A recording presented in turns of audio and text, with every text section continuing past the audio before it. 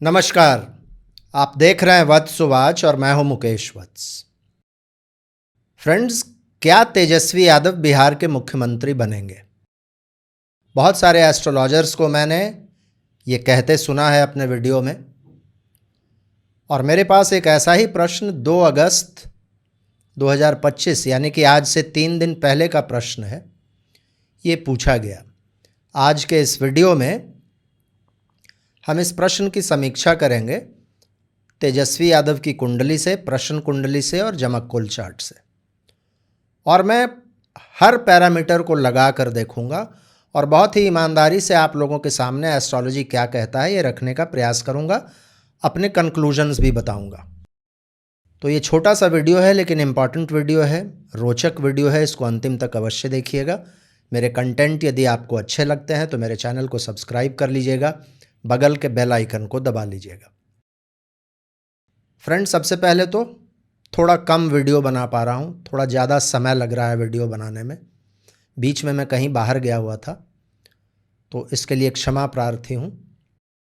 जैसा मैंने ओपनिंग में ही कहा कि आज का ये वीडियो बिहार के चुनावों पर है और स्पेसिफिकली तेजस्वी यादव के क्या चांसेस हैं इन चुनावों में, उस विषय में ये वीडियो है। 2 अगस्त 2025 सुबह 7:05 सूरत के लोकल टाइम पर यह प्रश्न रिकॉर्ड किया गया है। आप लोगों के स्क्रीन पर यह प्रश्न कुंडली में दे रहा हूं, आप देखिए। कर्क लगन राइजिंग है और नक्षत्र राइजिंग अश्लेषा है। चौथे भाव में तुला राशि में विशाखा नक्षत्र में चंद्रमा है। लग्न में ही सूर्य और वक्री बुध हैं। थर्ड हाउस में मंगल हैं। जुपिटर और वीनस 12th हाउस में है। 8th हाउस में राहु हैं और 9th हाउस में वक्री शनि है। फ्रेंड्स, शनिवार को पूछा गया ये प्रश्न है और बिल्कुल सुबह सुबह पूछा गया प्रश्न है, इसलिए होरा लॉर्ड शनि है। प्रश्न कुंडली में जब होरा लॉर्ड शनि हो तो रिजल्ट्स बहुत अच्छे नहीं आते हैं, लेकिन ये बहुत जनरल बात है। हर होरा को भी 3 भागों में बांटा जाता है। शनि के होरा के तीसरे भाग का ये प्रश्न है, और शनि के होरा का तीसरा भाग में पूछा गया प्रश्न का डिस्क्रिप्शन है कि व्यक्ति अपने दुश्मनों को परास्त करता है और उसको विजय प्राप्त होती है। होरा लॉर्ड का 9th में बैठना भी पॉजिटिव है। नेगेटिव ये है कि होरा लॉर्ड वक्री है। तो यहां से एक पॉजिटिव छवि बनता है तेजस्वी यादव के प्रॉस्पेक्ट्स का। कर्क लगन की कुंडली में योग कारक प्लैनेट मंगल 3rd हाउस में है, ये भी पॉजिटिव है। मेहनत, पराक्रम, हिम्मत में तेजस्वी यादव खूब चमकेंगे इन चुनावों के बीच में, ऐसा दिखता है। लग्न में सूर्य पॉलिटिकल क्वेश्चन के लिए ये भी बहुत अच्छा है, और 2nd हाउस का लॉर्ड है सन, ये भी अच्छा है। लेकिन 12th हाउस के लॉर्ड मर्क्यूरी लग्न में है, ये थोड़ा नेगेटिव है। 8th हाउस में राहु हैं, 2nd हाउस में केतु हैं, ये भी नेगेटिव है। मैंने पहले ही कहा 10th लॉर्ड मंगल का 3rd में बैठना ये भी बहुत बड़ा पॉजिटिव है। यदि चंद्र क्रिया, चंद्रवेला और चंद्र अवस्था की रीडिंग भी देखिएगा तो तेजस्वी यादव के लिए पॉजिटिव रीडिंग आ रही है। उसमें दिखता है कि व्यक्ति के टेंशन्स दूर होंगे, व्यक्ति विजयी होगा और व्यक्ति को सहयोगियों का और उच्च अधिकारियों का, यानी कि बिहार की ब्यूरोक्रेसी वगैरह जो भी है, उसकी मदद मिलेगी। तो यहां से एक पॉजिटिव पिक्चर और बहुत क्लियर पॉजिटिव पिक्चर निकल रहा है। थोड़ा डेप्थ में जब जाते हैं तो देखते हैं अश्लेषा नक्षत्र राइजिंग है। अश्लेषा नक्षत्र एक नेगेटिव नक्षत्र है। दोनों एक्सट्रीम्स को दिखाता है, या तो ये स्पिरिचुअल बना देता है व्यक्ति को, या फिर ये व्यक्ति को बिल्कुल ही नीच किस्म का बना देता है। अश्लेषा का यदि आप सिंबल ही देखिएगा तो कुंडली मारकर बैठा हुआ एक सांप है। सांप देखने में तो सुंदर हो सकता है, लेकिन उसके अंदर विष भरा हुआ होता है। ये बहुत ही कपटी, बहुत ही कृतघ्न, बहुत ही कोल्ड ब्लडेड, बहुत ही सीक्रेटिव और विष, पॉइजन की तरफ इशारा करता है ये नक्षत्र। ऐसा व्यक्ति अपने काम को करने के लिए किसी को भी धोखा दे सकता है, किसी हद तक जा सकता है। विशाखा नक्षत्र में चंद्रमा है। विशाखा के सिंबॉलिज्म को यदि देखिएगा तो यहाँ भी एक विक्ट्री गेट, एक तोरण द्वार दिखता है, जैसा अक्सर विवाहों में या बड़े सेरेमनीज में बनाया जाता है, उस तरीके का तोरण द्वार।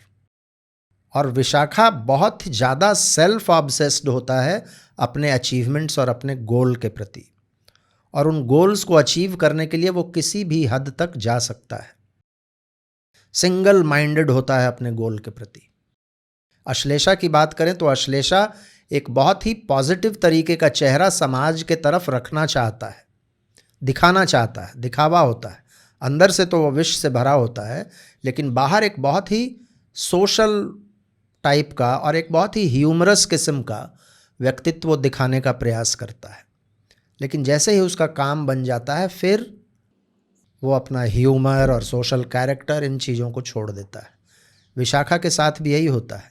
विशाखा विक्ट्री दे सकता है, लेकिन विक्ट्री के बाद व्यक्ति बहुत ज़्यादा अथॉरिटेटिव, बहुत ज़्यादा डिक्टेटोरियल होने की संभावना होती है। अश्लेषा के चौथे पद में है लगन राइजिंग। अश्लेषा का चौथा पद यदि राइजिंग हो तो ये व्यक्ति के पिता को बहुत कष्ट देता है। व्यक्ति यहाँ पर हैं तेजस्वी यादव और उनके पिता हैं लालू यादव। तो इन चुनावों के दौरान या चुनावों तक, चुनाव के रिजल्ट्स जब तक आते हैं, लालू यादव जी को अपने स्वास्थ्य का या और भी बहुत सारी चीज़ें, उनके साथ वैसे ही बहुत कॉम्प्लिकेशंस हैं।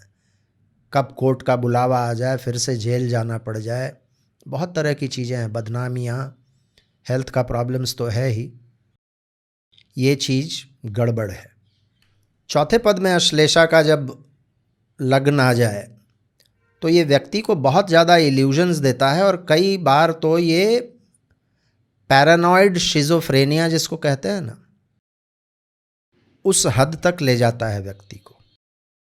फोर्थ पद जब अश्लेषा का प्रोमिनेंट हो तो ये व्यक्ति दूसरों को धोखा देना चाहता है, लेकिन ये व्यक्ति दूसरों को धोखा नहीं दे पाता, बल्कि दूसरे लोग ही इसके साथ खेल कर देते हैं। तो नक्षत्र राइजिंग जो बता रहा है, इन चीज़ों से तेजस्वी यादव को बहुत सावधान रहना पड़ेगा। यदि किसी के साथ सहयोग से यदि चुनाव लड़ रहे हैं तो वाकई में उनके सहयोगी बनकर रहना पड़ेगा, और नहीं तो खुद धोखा खाएंगे। और उनके जो भी सहयोगी हैं, they can get a better hand of him. हो सकता है कांग्रेस मतलब रिलेटिवली अच्छा कर जाए, जितना इन्होंने नहीं सोचा हो, या इनके और भी कोई सहयोगी जिसको ये धोखा देना चाहें, उसका नाजायज़ फ़ायदा उठाना चाहें, और अल्टीमेटली फ़ायदा वही लेकर चला जाए।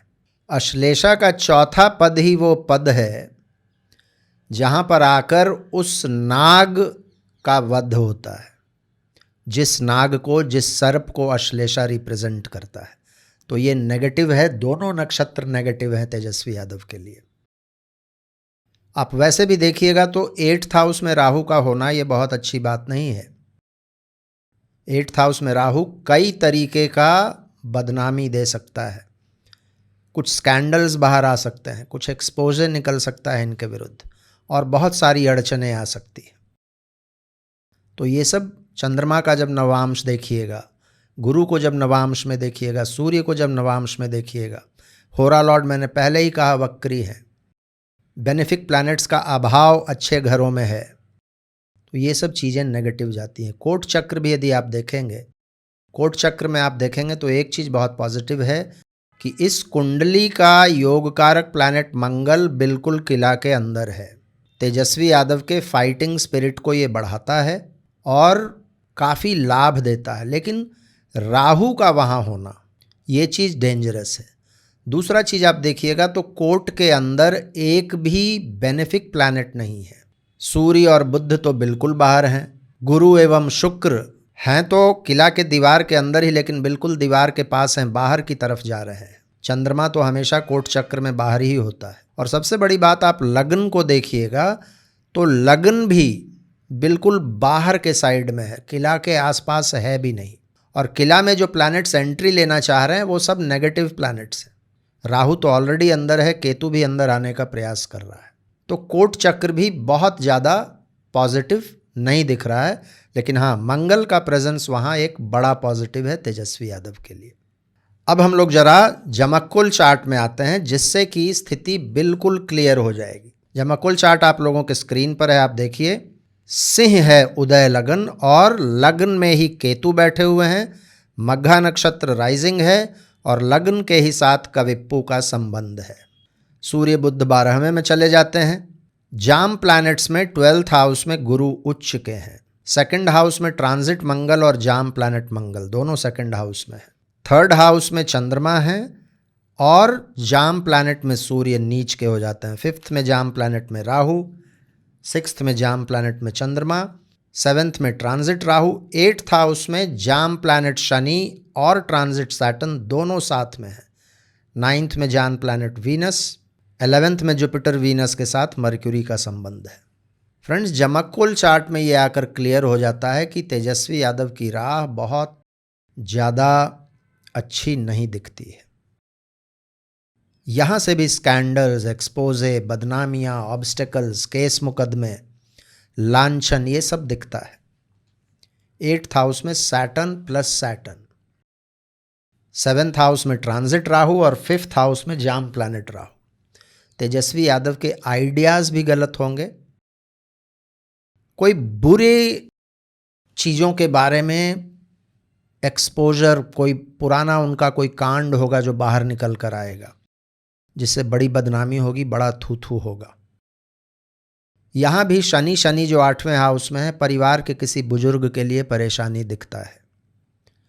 अगेन लालू यादव वाला एंगल जो अश्लेषा का 4th पद में बता रहा था वो दिख रहा है। और सबसे बड़ी बात तो लगन में ही कविप्पू केतु के साथ तेजस्वी यादव के लिए बहुत बहुत बहुत नेगेटिव है। कविप्पू जब लगन में बैठ जाए, इसका मतलब क्या? इसका मतलब कि जिस व्यक्ति के विषय में प्रश्न है, रिजल्ट्स नेगेटिव मिलेंगे। जाम प्लैनेट में देखिएगा तो सूर्य नीच के हो जाते हैं 3rd हाउस में, वो भी गलत तरीके का पराक्रम, और सूर्य के नीच का होना यानी कि पॉलिटिकल स्ट्रगल में सूर्य नीच का जब हो जाए तो रिजल्ट्स नहीं मिलेंगे। गुरु उच्च का है लेकिन 12th में है। धर्म का बेजा इस्तेमाल करेंगे, वो बहुत ज़्यादा उनका पैसा खर्च होगा। 2nd हाउस में जाम प्लैनेट मंगल भी हैं और ट्रांजिट मंगल भी है। बोल चाल खराब हो जाएगा तेजस्वी यादव का, बहुत ज़्यादा अग्रेसिव बनने का प्रयास करेंगे। और वैसे भी विशाखा नक्षत्र और अश्लेषा जो 2 प्रोमिनेंट नक्षत्र निकल कर आते हैं, ये दोनों नक्षत्रों का इंडिकेशन होता है कि professional agitators, mafia, criminals, militant aggression, इन चीज़ों को दिखाता है ये दोनों नक्षत्र। इन चीज़ों का प्रयोग, इन चीज़ों का साथ तेजस्वी यादव ले सकते हैं, इनको यूज़ कर सकते हैं और इनमें से कुछ चीज़ें बाहर भी आ सकती हैं जिसके वजह से उनको बहुत बदनामी होगी। लेकिन पॉजिटिव्स बहुत ज़्यादा है इस कुंडली में। नेगेटिव्स तो काफ़ी हैं, पॉजिटिव्स भी काफ़ी हैं। तो वहाँ के जो रूलिंग पार्टी हैं, जो नीतीश कुमार एंड कंपनी है, और केंद्र सरकार को भी एक चीज़ का ध्यान रखना होगा, लालू यादव पर इस समय उन लोग यदि कुछ नहीं करें तो अच्छा रहेगा। और तेजस्वी यादव को भी टारगेट करते हैं तो एक लिमिट के बाहर ना जाएं, क्योंकि ये इस कुंडली में दिख रहा है कि यदि इन चुनावों के बीच में लालू यादव को कुछ हो गया, चाहे तो प्राकृतिक रूप से या फिर उनके खिलाफ कुछ इन लोगों ने केस मुकदमा किया, जेल में डालने का प्रयास किया, या कोई उन पर अटैक वगैरह हो गया, तो ये सिंपैथी तेजस्वी यादव को जिता भी सकता है। वैसे तो अभी बिहार चुनाव घोषित नहीं हुए हैं, न ही किसी नेता ने अपना नामांकन पत्र दाखिल किया है, जो कि चुनावों के विश्लेषण के लिए बहुत इम्पॉर्टेंट होता है। लेकिन अभी का जो प्रश्न कुंडली जो दिख रहा है, उसमें ये चीज़ें प्रेडिक्शन की जा सकती है। तेजस्वी यादव के कुंडली की यदि बात करें तो अभी भी उनका 7.5 शुरू है। वैसे उनकी कुंडली भी 2-3 मैंने प्रचलन में देखा। एक तो 1988 का हॉरोस्कोप है, एक 1989 का हॉरोस्कोप है। 1989 के भी 2 हॉरोस्कोप हैं, एक में सिंह लगन है, एक में वृश्चिक लगन है।